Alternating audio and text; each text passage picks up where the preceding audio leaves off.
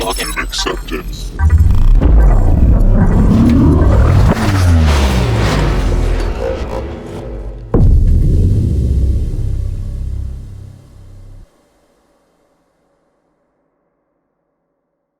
Assalamualaikum warahmatullahi wabarakatuh. Assalamualaikum. Alhamdulillah kita diberi kesempatan lagi buat ketemu Mas Irul ya. Ya, Mungkin kenalan dulu Mas Irul, biar akrab. Kenalan nih? Ini. Iya, namanya Oke. siapa? baik, nama saya Irul ya. Saya Irul. Saya asli LA, bukan Los Angeles tapi Lamongan. Omongan siap. Seharian Aktivitasnya ngapain aja Mas Irul? aktivitas sehari-hari agak pengangguran, tetapi penganggurannya yang memang benar-benar pengangguran yang bisa pengen memberikan dampak gitu. Oh iya. Jadi pengangguran bersama teman-teman, bersama adik-adik, belajar bareng-bareng, belajar braille, belajar apapun itu, belajar teknologi. Tetapi juga kayaknya nggak sesibuk Mas Barada. Saya sibuk kerja aja Mas. Oh, gitu ya? Menyelesaikan studi. Oh siap. Semoga lekas selesai. Studinya nggak selesai. Kayak itu sih keseharian. Terus juga kadang-kadang memang di booking ya. Oh iya, untuk Di booking. perform. Di booking untuk perform sama untuk training terkait kedisabilitasan. Jadi bagaimana teman-teman semakin kesini bukan semakin acuh ke teman-teman difabel, tapi semakin kesini semakin semuanya serba maju, teman-teman juga semakin aware ke teman-teman difabel. Itu sih Mas. Kayak gitu sih. Iya. Jadi cerita sedikit nih kayak flashback. Jadi saya ketemu sama Mas Irul waktu itu di Jeda Sepi ya Mas? Iya, Waktu Jeda itu- Sepi. Waktu kita bikin event di Pandaan, dan Mas Irul berkesempatan hadir di situ. Nah di situ saya pertama kali mengenal apa itu kesetaraan dengan kawan-kawan disabilitas, kemudian inklusi juga itu apa. Saya langsung ditampar di situ. Saya ingat banget pertanyaan waktu itu sih. Jadi Mas Irul bilang ya, yang harusnya menjadi PR-nya kawan-kawan di sini adalah bagaimana pergerakan-pergerakan ini, movement ini bisa dinikmati juga sama kawan-kawan difabel. Waktu itu gitu ya Mas ya. Ya, waktu itu Di situ aku langsung wah ini orang baru datang ngaco doang. Jadi singkatnya seperti itu. Terus kemudian kita diberi kesempatan beberapa kali buat Ketemu ya. ketemu lagi, perform, Kolaborasi juga ya. Kolaborasi. Nah, sebelum kita ngomongin jauh Mas Irul, Ya. ngomong lebih jauh lagi, aku pengen tanya sih Mas, inklusi itu apa sih Mas sendiri? Menarik sih, memang terkadang masih banyak orang-orang yang akhirnya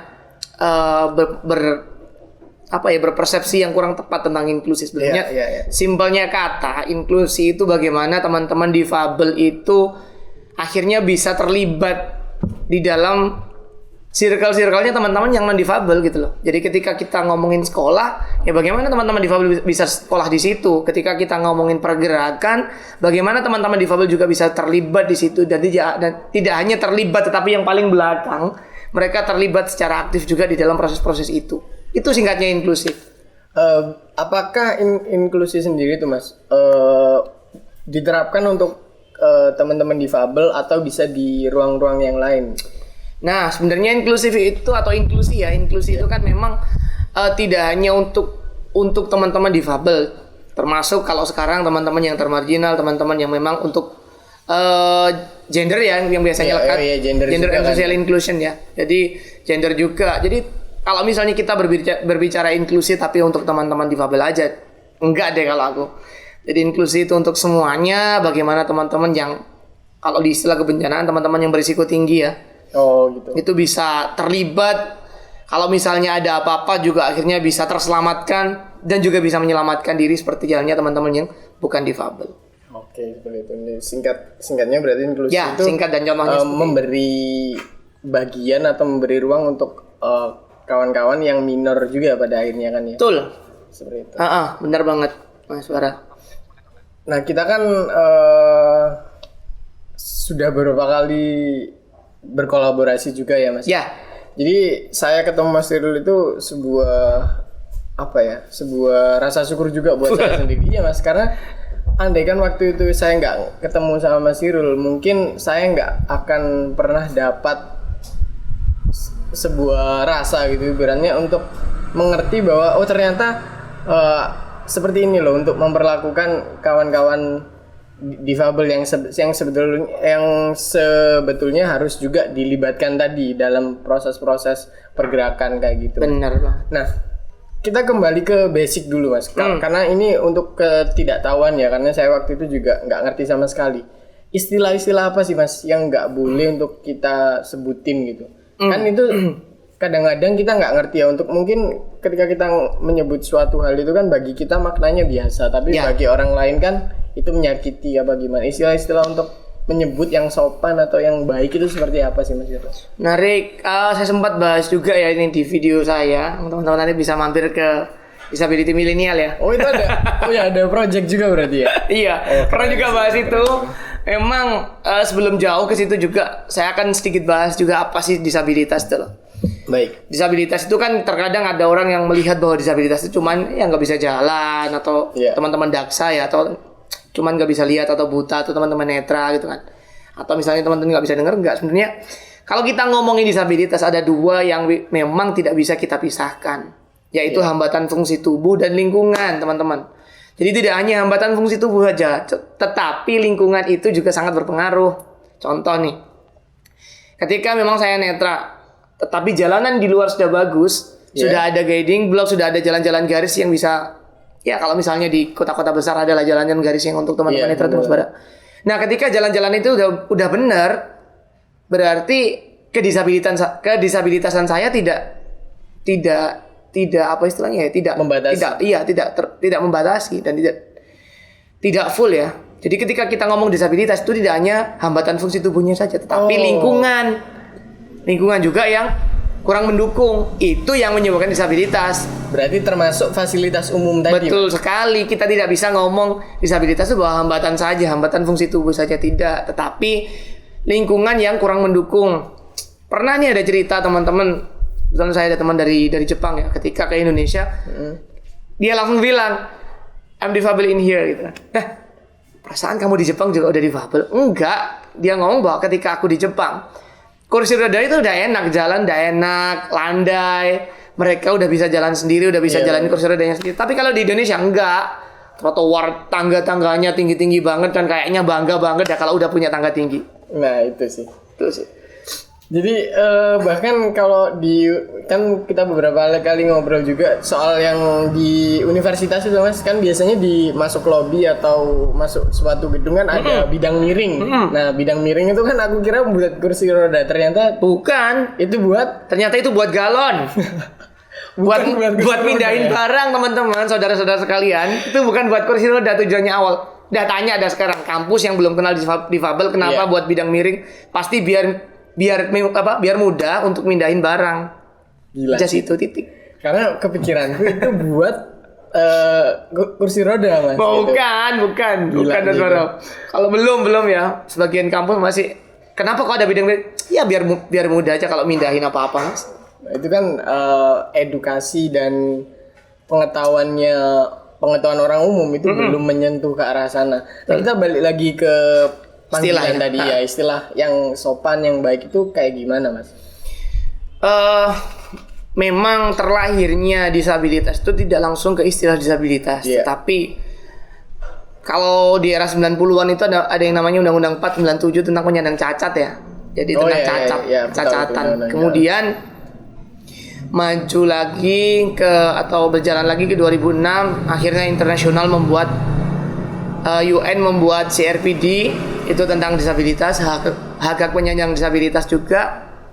Nah, baru itu istilahnya masuk disabilitas. Tapi Indonesia belum. Indonesia masih pakai istilah cacat. Penyandang cacat tadi. Cacat. Kemudian 2011 akhirnya Indonesia menandatangani. 2016 Indonesia berada Undang-Undang Nomor 8 tentang penyandang disabilitas. Jadi 2016. Wow. Berapa tahun tuh itu?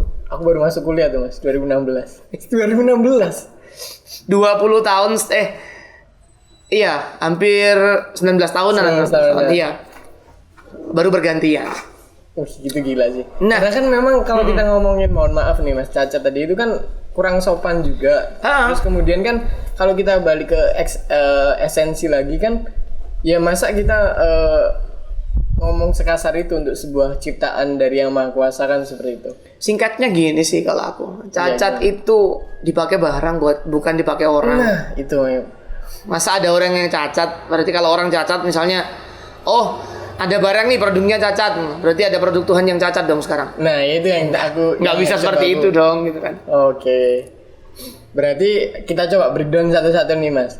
Untuk yang tidak bisa melihat sebutan yang sopan, Disabilitas netra. disabilitas netra. Disabilitas netra hanya saja teman-teman masih aware dipanggil buta ya, tetapi memang kalau misalnya mau yang lebih sopan, yang lebih enak itu disabilitas netra. Disabilitas netra. Untuk yang Kalau tuna itu, Tuna itu banyak yang biasanya kan manggil tuna, kayak gitu-gitu itu. menarik nih. Tuna itu memang sebagian literasi masih ada yang pakai istilah tuna ya. oke. Tetapi kalau kita kaji lagi, kita buka lagi, tuna itu kan rusak. Oh. Tuna itu kan rusak. Berarti masa balik-balik lagi nih, masa produk Tuhan ada yang contoh ciptaan Tuhan ada yang rusak yang gitu rusak. kan? Enggak kan? Oh, berarti yang baik adalah Disabilitas atau difabel netra. Difabel netra. Iya. Nah, itu aku baru tahu lagi nih. Tak kirain tuna netra atau tunarungu itu sudah halus gitu. perspektif awam seperti saya karena mungkin kebiasaan dari dulu mungkin Nah, di ya sekolah itu kan. juga, padahal di sekolah kan ada Jadi kan balik lagi ke tahapan edukasi ya Mas ya. Ya, masih pakai literasi yang balik lagi ke edukasi dan minimnya literasi yang memang berkembang sekarang gitu kan. Kalau misalnya bilang tuna, mungkin Indonesia masih lekat banget ya. Ketika saya bekerja untuk beberapa negara, berkegiatan di beberapa lembaga yang memang itu lembaga internasional, bilangnya gini singkatnya sih. Katakanlah kalau misalnya manggil tuna atau kita di situ salah ngomong, salah sebut, Iya. push up lah 5 gitu. Oh, ada semacam panis gitu ya. Iya, atau misalnya kalau udah manggil gitu, ya udah cari orangnya dan minta maaf gitu. Singkatnya guyonannya teman-teman gitu.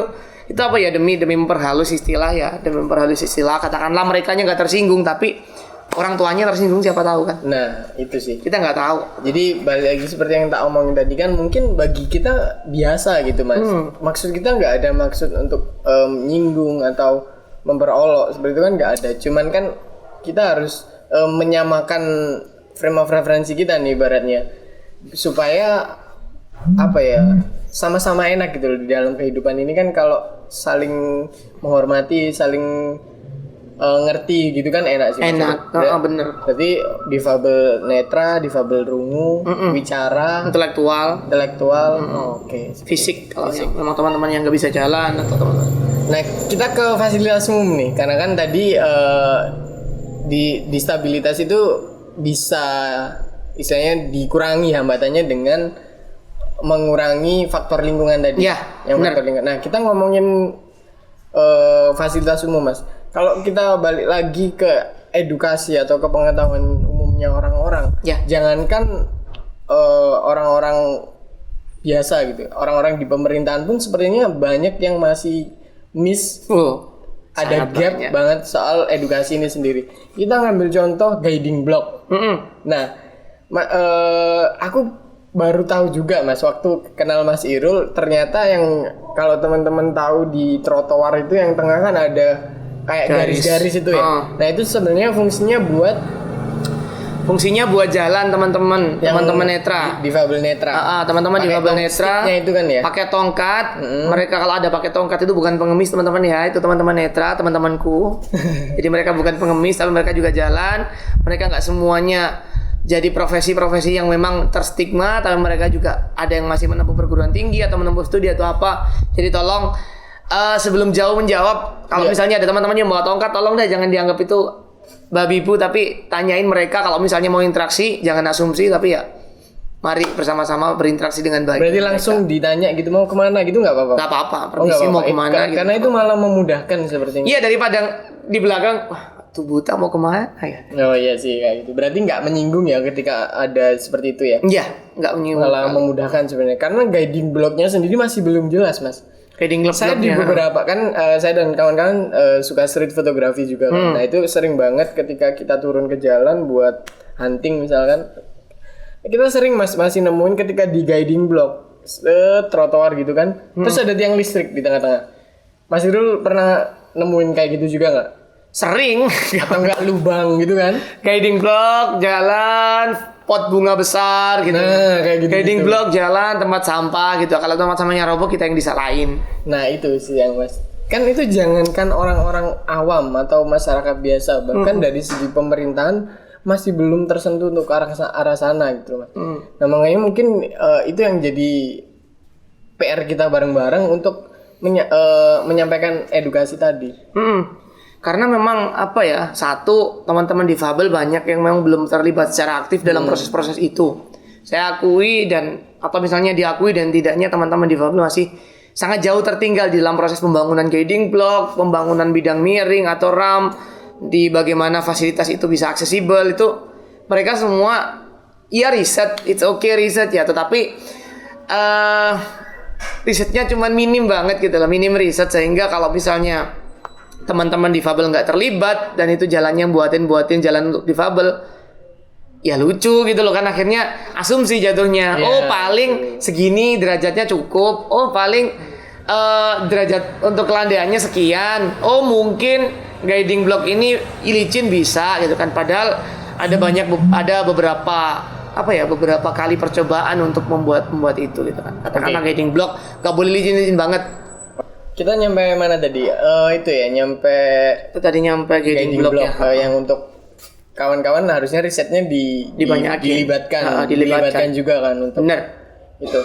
Nah, makanya itu mas, karena berarti kan masih banyak banget PR yang harus kita kaji bersama, karena ya kalau ngomongin balik lagi ke Indonesia seperti ceritanya temennya Mas Irul tadi, ya memang benar karena kita belum mikir ke sana. Orang-orangnya kita masih mikir besok mau makan apa, seperti itu. Karena bahasanya kita masih seputar penuntasan kemiskinan sama pendidikan.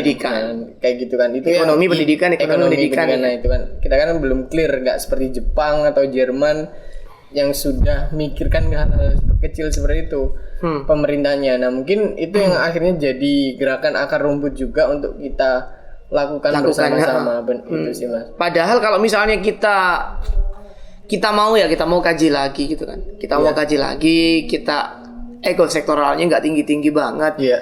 Itu bagian dari pendidikan loh, penyuluhan disabilitas itu kan bagian dari pendidikan. Bagaimana anak-anak yang kecil-kecil udah dikenalin, kalau ada orang yang nggak bisa lihat ditanyain mau kemana, kalau ada yang kebingungan di pinggir jalan diseberangkan atau apa. Edukasi banget sebenarnya. Itu edukasi yang memang sekarang kurang ngehits gitu loh. Nggak tahu kenapa edukasi itu nggak ngehits sekarang gitu kan. Padahal kalau misalnya kita runtut, nggak boleh nggak bisa kita beralasan kalau itu nggak bagian dari pendidikan. Itu bagian dari pendidikan. Di negara-negara maju pun pendidikan inklusif itu nggak punya kajian sendiri. Pendidikan inklusif diterapkan di semuanya. Diterapkan di jurusan apapun. Nggak hanya di pendidikan luar biasa atau nggak hanya di jurusan sosial atau apa. Jadi semua yang berbau dengan inklusivitas itu udah melekat di mana-mana. Jadi mereka tuh sampai lupa kalau misalnya itu inklusif gitu. Karena proyek mereka udah selesai, udah kelar. Jadi itu satu ruang, satu bingkai dengan pendidikan formal pada umumnya. That's right. Itu satu bagian atau satu rumpun sama pendidikan formal. Kalau gitu. Di tempatnya kita masih harus disekat dari sekolahnya. Jadi ada sekolah luar biasa, ada sekolah inklusif, sekolah yang katakanlah inklusif itu harus dimasukin difabel. Kalau misalnya nggak ada program itu, difabel nggak bisa masuk. Kalau misalnya SMK yang inklusi baru ada difabel yang masuk. Kalau nggak inklusi nanti masuknya harus rekomendasi bla bla bla. Kan susah gitu loh. Mau sekolah aja dibatasin, sampai kapan Indonesia kayak gini gitu kan. Itu sih mas. Jadi kan mengakar baik. Tapi ya aku ngomong nggak kaget sih mas. Sekarang bayangan kita baru di 2016 ganti istilah dari penyandang cacat ke penyandang disabilitas. Nah itu sih. Ya. Untuk itu sebenarnya Undang-Undang 19 sudah ada ratifikasi UNCRPD. Cuman ratifikasi UNCRPD itu kayaknya belum mengubah tatanan secara drastis gitu loh. Jadi di 2016 pun Indonesia membuat Undang-Undang 8 itu sebagai upaya bahwa ada turunan-turunan peraturan pemerintahnya ya, PP-nya ya. Iya. Jadi kalau di undang-undang itu kan ada breakdown-nya. Ketika ada undang-undang itu nggak bisa jalan secara lancar kalau nggak ada peraturan pemerintah. Oke. Nah, kalau aku ngelihat Mas Irul hari ini kan ibaratnya sudah melihat Mas Irul yang sudah melalui metamorfosis gitu ibaratnya kan. Mungkin Melalui tamparan langsung nah, ya. kayak gitu. Istilahnya ngelihat Mas Irul yang sudah jadi secara mental, secara. Nah, cuman aku pengen flashback sedikit sih Mas ke belakang. Hari-hari terberat bagi Mas Irul, fase-fase hidup yang berat itu di bagian mananya Mas? Jujur Untuk transisi. nyampe ke titik hari ini kayak gitu. Transisi dari sekolah ke kuliah, dari kota satu ke kota lain tuh menampar sekali. Ketika di Lamongan masih ada orang tua, meskipun jauh masih ada keluarga, masih ada apa, kalau misalnya ada apa-apa masih bisa teriak gitu kan. Benar. Giliran udah keluar Lamongan, kebetulan saya studi di Malang ya. Di Malang orang baru semua, nggak ada orang yang kenal sebelumnya. Mau bergerak pun ya terbatas karena jalanan Malang sangat ramai dan sangat tidak ramah. Dengan Udah tahu tongkat diangkat, mereka malah masih lalu lalang cukup enak. Sebenarnya kan kalau ada tongkat diangkat gini kan berhenti kan. Oh iya. Itu tandanya netra mau nyebrang. Tapi enggak, dengan mereka masih banyak transportasi umum yang dengan enaknya ngebut-ngebutan gitu kan. Jadi kalau misalnya saya mau nyebrang ya setor nyawa gitu kan. Gak lucu. Gila sih. Nah, di situ ada keinginan untuk udahlah nggak usah kuliah, pulang aja, gue balik aja ke Lamongan gitu. Aku tak balik ke Lamongan, nggak usah kuliah, mending sempat sih kepikirannya mending di Lamongan ngapain ya gitu kan, nggak usah kuliah daripada kuliah di sini Berat yang untuk berat. prosesnya kan nih. Ke kampus beberapa kali masuk ke lubang keselokan yang cukup Pernah tinggi, masuk pernah selokan? segini, sepundak. Itu nggak apa Mas Irul? Maksudnya dari nggak sampai kenapa-kenapa secara fisik? Lumayan kesleo, Oh, iya sih Mas. terkilir lumayan. Segitu, ya. Dan yang nolongin juga nggak banyak, maksudnya nggak antusias langsung. untuk nolongnya. Ya itu tadi balik lagi ke kalau kita udah ngandelin sosialnya orang, janganlah gitu kan. Berarti harus ada independensi dari dalam. Independensi dari dalam, kemudian ada apa ya, kapasitasnya teman-teman difabel yang harus ditingkatkan untuk mereka biar bisa berteriak, bersuara. Kalau cuma teriak nggak ada bukti, teriak nggak ada landasan, ya percuma lah, cuma sekedar teriak. Tapi kalau misalnya teriaknya ada isinya, teriaknya ada landasannya, katakanlah teriak, kenapa kok masuk ke selokan, sebenarnya selokan ini nggak akses menurut apa gitu kan. Iya. Ada landasan-landasannya yang harus dipakai, ada riset itu kan kayak lebih enak. Itu titik terberat sehingga rasanya pengen pulang dan mau bilang orang tua kok terlanjur mahal biaya UKT gitu kan. Iya. Tapi mau bertahan di sini sampai kapan? Akhirnya dari situ berpikir ya udahlah, sekarang coba pikiran itu dialihkan untuk meningkatkan kapasitas. Untuk belajar, kapasitas. akhirnya untuk baca-baca literasi, untuk bergabung dengan komunitas-komunitas difabel, masuk ke organisasi internasional yang ngurusin difabel. Terus lolos, masuk, akhirnya punya bekal, baru bisa teriak. Karena sudah punya kapasitas. Karena udah juga. punya kapasitas. Dan aku nggak mungkin konyol teriak tanpa kapasitas. Bener. Kosong banget nanti. Tong kosong nyaring. Nyaring minyak banget. Kayak gitu. Nah, jadi Mas Irul sekarang lagi di organisasi apa Mas?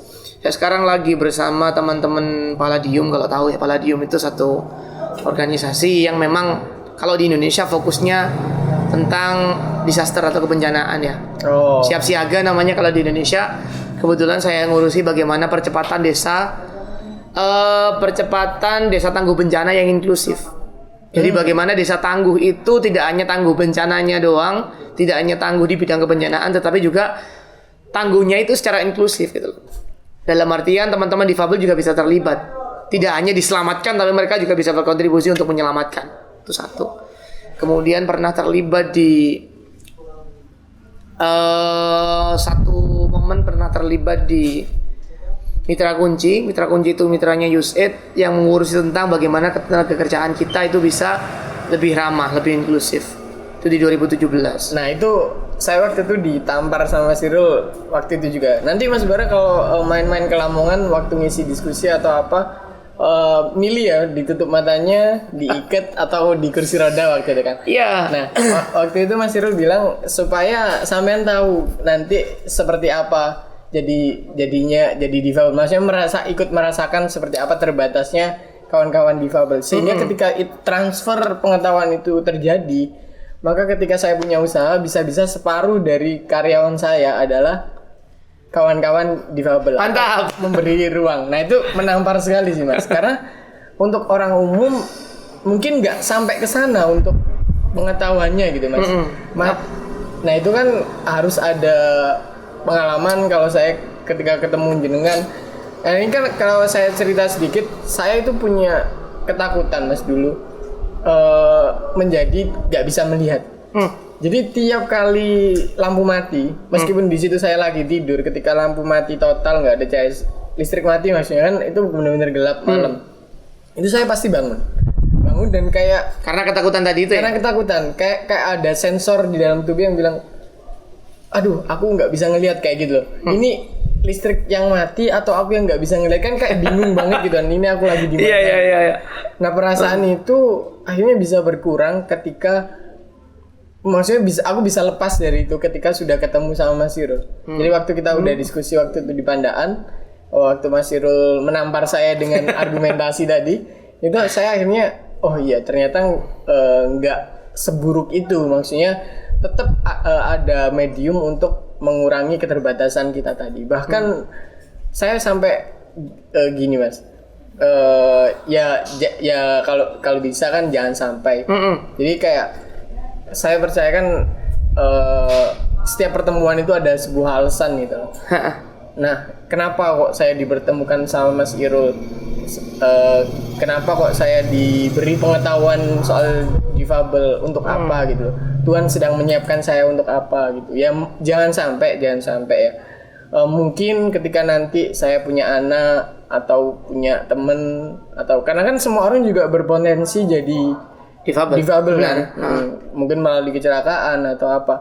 Nah itu saya sudah siap dengan itu. Misalkan anak saya nanti atau saya sendiri atau di masa tua lah ya nanti ya. Paling di masa tua ya jangan sampai kan musibah kalau bisa jangan sampai. Tapi kan ketika saya sudah dibekali dengan pengetahuan ini kayak gitu untuk pengetahuan soal inklusi kemudian hak disabilitas seperti itu, jadi saya lebih siap gitu loh. Jadi kayak ya Tuhan nggak apa-apa. Saya siap, saya akan mencoba menghadapi karena ini sudah bagian dari kehidupan. Jadi ada feel kayak gitu. Sekarang lebih kayak sudah siap gitu. Makanya saya sangat berterima kasih kepada Mas Irul untuk transfer pengetahuannya, untuk transfer rasanya gitu. Itu menarik banget karena nggak semua orang dapat pengalaman itu. Nah makanya salah satu alasan saya beberapa kali ngajak podcast sama Mas Irul cuman belum kesampaian dan hari ini bisa kesampaian. Semoga nggak ada trouble di recording audio dan visualnya biar bisa kesampaikan ya. Harapanku pesan ini bisa ku bawa gitu loh dan bisa untuk pengetahuannya teman-teman di circleku minimal seperti itu sih Mas. Iya, mungkin next diagendakan next kita akan diskusi beberapa hal ya. Kalau tadi kan menyorot tentang teman-teman difabelnya ya. Baik. Kita belum menyorot tentang bagaimana menjadi pendamping difabel atau bagaimana menjadi membersamai kawan-kawan difabel itu. Mungkin spoiler aja ya, mungkin itu next ya. Benar sih, boleh. Nah, ini juga jadi PR banget buat saya dan Mas Andi terutama ya Mas ya. Nanti ketika di kedainya di Raloka jangan lupa dibuat ramah difabel ya, itu bener karena nanti ketika Mas Irul main ke sana bener-bener kita dipisui Mas. Ada uji aksesibilitas nanti. Makanya itu mungkin kita riset kan itu sekalian bisa dibuat kayak konten. Jadi meskipun space-nya kita ini kecil loh, tapi kita bisa ramah untuk semua orang, untuk semua. Yang penting nggak banyak tangga, kemudian sediain pintu yang memang agak nggak usah lebar-lebar, cukup buat kursi roda kecil gitu, makanya teman-teman yang bisa masuk atau apa gitu. Ya mungkin nanti waktu kita grand opening kita undang lah teman-teman dari Pertuni karena Mas Irul di Pertuni juga ya, Persatuan Tunanetra Indonesia. Menjabat sebagai saya diamanai di ketua cabang cabang Lamongan periode 2019-2024. Keren sih. Serius, saya sama Mas Ayudi itu sering mungkin kalau Mas Irul bisa melihat gitu, mungkin nggak bakal temenan sama kita ini. Nggak gitu amat juga. Karena dengan sepak terjangnya gitu. Dengan keterbatasannya dia sehingga mungkin mau Mas temenan sama gini karena keren banget sih Mas Irul. Literasinya juga jauh, pengetahuannya juga luas. Saya selalu banyak hal baru lah ketika saya selalu diskusi ya kalau ketemu. Iya. Selalu barengan sebentar ketemu sejam 2 jam kita pasti ngobrolin banyak hal. Pasti ada isinya gitu. Iya benar. Ya itu sih Mas. Iya. Berarti itu untuk mungkin ya. Karena Mas Mungkin. Irul harus menghadiri sebuah acara juga habis Iya, ini. karena saya habis ini harus riset kelas, pengen buka kelas literasi braille di beberapa kecamatan di Lamongan juga. Ya mohon supportnya teman-teman. Mungkin Iya, di Raloka bisa dilibatkan di situ sih Mas Irul untuk prosesnya. Mungkin kita kolaborasi ngerilis merch mungkin biar bisa sedikit membantu pendanaan. Iya. Nanti bisa di backup sama teman-teman Lamongan juga untuk proses produksinya. Di yang Raloka jelas. bantu untuk bikin produknya. produknya ya. Yang jelas aku butuh support semuanya teman-teman. Kalau aku sendirian nggak bisa jujur. Iya. Lamongan sebegitu besar, Jawa Timur sebesar ini, banyak teman-teman difabel. Tetapi kalau misalnya teman-teman difabel itu bergerak sendirian nggak bisa, makanya next aku pengen buat bagaimana teman-teman relawan juga keterlibatannya di dalam pergerakan teman-teman difabel. Sehingga makasih banyak teman Mas Bara, makasih banyak Mas Andi, teman-teman di Raloka yang udah main, yang udah sowan ke sini. Mudah-mudahan ini nanti bisa menjadi bahan edukasi untuk kita semuanya, sehingga apa yang kita persepsikan tentang difabel itu nggak miss gitu. Tapi Benar. sebenarnya persepsi itu memang butuh untuk sebagai pijakan awal bagaimana kita berproses bersama. Itu sih Mas Bara. Ya, saya juga merasa terhormat sekali, merasa senang sekali Mas masih bisa ngobrol sama Mas Irul kayak gini. Meskipun tadi itu sedikit dari banyak banget yang bisa dibahas ya Mas. Sedikit dari banyak poin yang akan Mungkin kita bahas. next ketika Mas Irul ada free lagi karena Gantian nanti lah, sangat kami ke sana sibuk. nanti. Iya. Ini juga harus geser lagi karena harus survei kelas. Makasih banyak Mas Irul. Sama-sama Mas Bara. Oke. Terima kasih banyak. Iya. Terima kasih. Oke. Next Terima kasih banyak. kita Next ketemu lagi. Oh, Ya. tapi nanti malam masih ketemu ya, kita ada perform. Oh iya, nanti malam Saya kita ada dijebak perform. gantian. Oke. Makasih banyak. Oke, terima kasih teman-teman. Sampai jumpa lagi di next diskusi saya dengan Mas Irul di lain waktu. Oke, saya akhiri. Wassalamualaikum warahmatullahi wabarakatuh. Waalaikumsalam warahmatullahi wabarakatuh.